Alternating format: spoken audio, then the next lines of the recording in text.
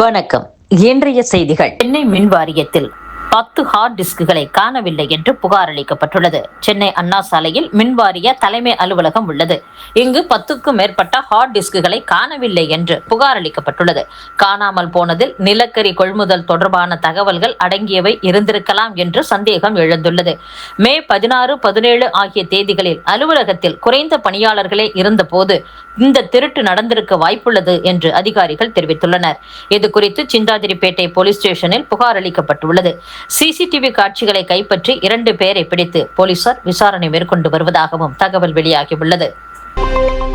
எடப்பாடி பழனிசாமியை சந்திக்க முதலமைச்சர் விஜய் தரப்பில் இருந்து யாரும் நேரம் கேட்கவில்லை என்று அதிமுக பொதுச் செயலாளர் எடப்பாடி பழனிசாமியை சந்திக்க முதலமைச்சர் விஜய் நேரம் கேட்டதாகவும் பழனிசாமி நேரம் ஒதுக்கவில்லை எனவும் அமைச்சர் நிர்மல்குமார் முன்னதாக கூறியிருந்தார்.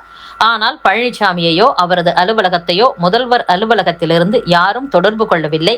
முதல்வர் விஜய் தனது ஆட்சிக்கு பெரும்பான்மை இல்லை என்ற நிலையில் முதலில் பழனிசாமியை சந்தித்திருக்க வேண்டும். எண்ணிக்கையில் விஜய் வெற்றி பெற்றிருக்கலாம். ஒட்டுமொத்த மக்களின் மனநிலையில் அவர் வெற்றி பெறவில்லை. சினிமா பாணியில் பேசுவதால் விஜய் முன்பு இருப்பவர்கள் கைத்தட்டலாம். முதல்வர் விஜய் பண்பட்ட மனிதராக மற்றவரை மதிக்க கற்றுக்கொள்ள வேண்டும். கஞ்சா விற்றவனை காட்டிக் கொடுத்தால் கொலை செய்கிறார்கள். முதல்வர் கையில் தான் போலீஸ் துறை உள்ளது. கடுமையான உத்தரவு போட்டு நடவடிக்கை எடுத்தால் சட்டம் ஒழுங்கை பாதுகாக்க முடியும்.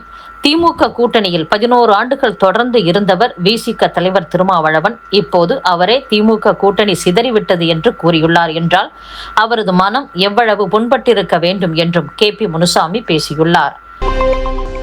முதலமைச்சருக்கென தனி பாதுகாப்பு பிரிவு உள்ளிட்ட பல அடுக்கு அதிகாரப்பூர்வ பாதுகாப்பு வளையங்கள் அரசால் வழங்கப்பட்டுள்ளன.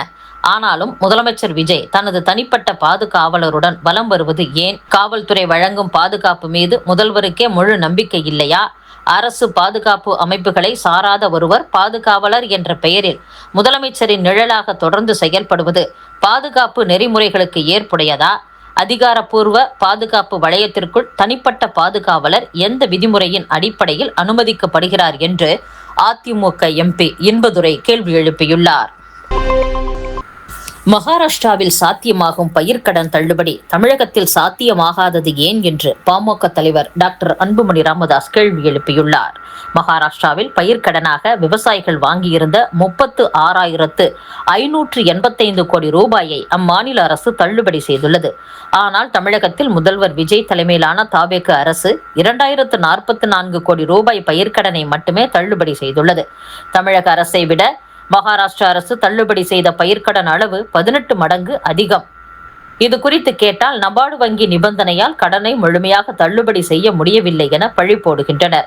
பயிர்க்கடன் முழுமையாக தள்ளுபடி செய்ய விதிகள் தடையில்லை என்பதை மகாராஷ்டிரா அரசு நிரூபித்துவிட்டது. அங்கு சாத்தியமாகும் கடன் தள்ளுபடி தமிழகத்தில் சாத்தியமாகாதது ஏன் என்றும் கேள்வி எழுப்பியுள்ளார்.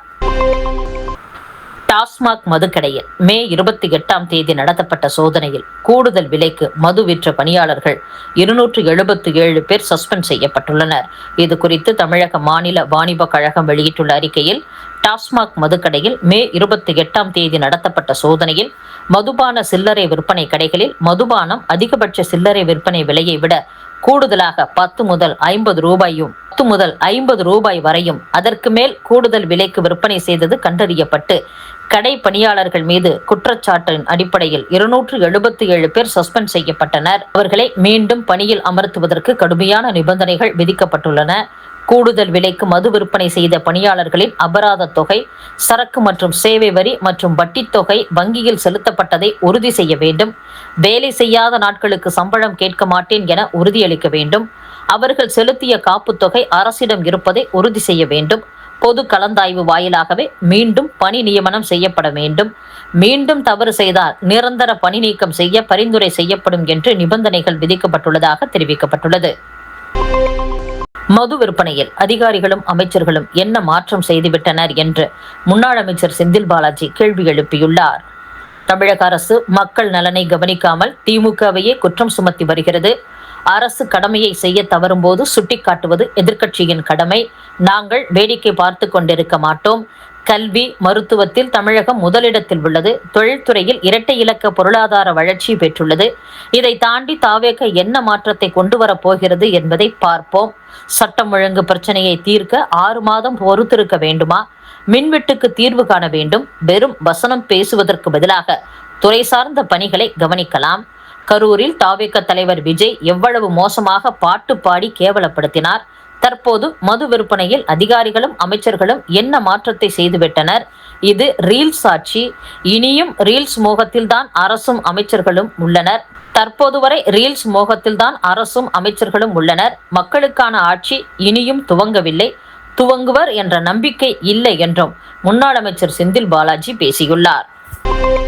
திருப்பூர் மாவட்டம் பல்லடம் அருகே ஒப்பந்ததாரரிடம் 30,000 ரூபாய் லஞ்சம் வாங்கிய ஊராட்சி செயலரை லஞ்ச ஒழிப்பு போலீசார் கைது செய்துள்ளனர்.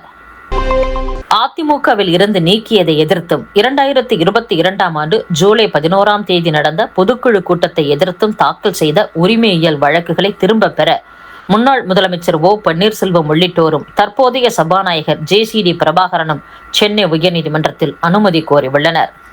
இத்துடன் செய்திகள் நிறைவடைகின்றன. மீண்டும் நாளை சந்திப்போம். வணக்கம்.